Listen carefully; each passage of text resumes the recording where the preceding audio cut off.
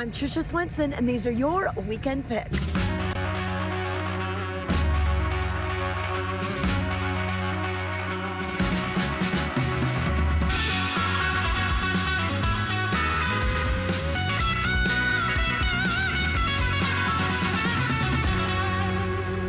Hey everybody, it's the weekend and we've got a lot to tell you about. I'm Tricia Swenson with your weekend picks, and the Freefall Bluegrass Festival will be happening in Vail Village all 3 days, Friday afternoon, Saturday, and Sunday. So pretty much over a dozen bands and musical acts, solo performers will be taking the stage, taking 3 stages. As a matter of fact, we'll have one stage over by Solaris, we'll have another stage right along Gore Creek and the Gore Creek Promenade, and then there's going to be a fun children's stage as part of the Rock and Roll Playhouse. But we've really got the who's who of bluegrass music, everyone from Bill Nershi and Sam Bush and so many of your favorites, Andy Hall, all the guys that have been coming here for so many years, and a lot of our local favorites are going to be taking the stage Friday through Sunday. And it's absolutely free, so you can just come in after a hike or a bike ride, come in before dinner. Things are going to start around 3:30. We'll open things up at 4 o'clock or 3:30 on Friday, and then 11 a.m. the gates will open up on Saturday and Sunday. And the music will go till about 7:30, and then they're going to do some fun jams on the stage and some after parties over at Kachina Rustica at the Lodge at Vail. So it's going to be just a great weekend, so check that out. That is the Freefall Bluegrass Festival that's going on Friday through Sunday in Vail Village. Now for the kiddos, we have some fun things happening. On Saturday, Vail Fire is inviting you to come into their West Vail station, station number 3, for their open house. And this is all part of National Fire Prevention Week, which is something that's been going on for over 100 years. And they're going to have some fun activities for the kids, like the obstacle course, and even the adults can learn some things. The theme this year is smoke alarms and make sure that they work. So you could stop by and check that out on Saturday. And then on Sunday, we have Touch a Truck. And this is a fun event for the kids and the kids at heart. And you can go and check out all the emergency services vehicle, like the fire trucks, the police cars, the ambulances. But they're gonna have some other big rigs there and some other cool vehicles. And this will go on from 10:30 to noon. From 10:30 until 11:15, they're gonna have quiet time.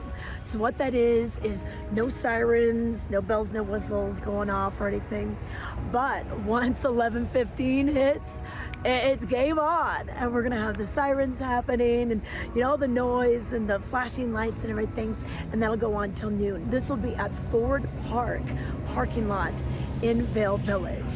So quite a few things happening as we kick off the weekend. But if you want to do a little fishing, well, Ken Hovey is going to tell you how we just went up to Gore Canyon. Thank you, Tricia. As you can see by the leaves changing, fall is in the air here in Eagle County and winter is right around the corner. But many of us, including myself, are not quite ready to give up summertime activities. So for this week's Colorado road trip adventure, I decided to take our viewers up to Kremling, Colorado, up to the Gore Canyon section of the Colorado River. Now, this area is primarily class 4 and 5, so it's for experienced whitewater rafters and kayakers, but I like to go up there and fish. And on the way in, it was spectacular. The leaves were changing, bright golden, even saw a bald eagle on my paddle in. After that flat water, you pretty much get right to the whitewater. And what I do is I take my fly rod along with me in the back of my kayak because there are a ton of spots up there, these eddies after the rapids that hold fish, primarily brown trout and also rainbows. And I do the catch and release on all of these, and I also go up there and paddle it quite frequently. And once you get through each rapid and fish, well, then you're into another rapid. It's about 5 miles long, and at the very end of it finishes with one of the most significant rapids called Kirschbaum. So once again, no way to hike in there. The train does go through this area, so you'll see sightseers checking it out, but unless you're an experienced whitewater paddler, unfortunately, it's pretty much difficult to near impossible to paddle in. But just thought I'd share, this is a dam released river, so they're augmenting water through there all the time, and it was flowing at about 1,300 CFS, an absolutely awesome time. Well, there's lots of activities taking place here in the Eagle River Valley. Tricia has more information on Bravo Vail Music. They have their education month, and also an awesome event. It's called Cocktails in Canvas at the Alpine Arts Center. Tricia? Thanks, Ken. Yes, we're gonna have cocktails and canvas mixed with a little classical music.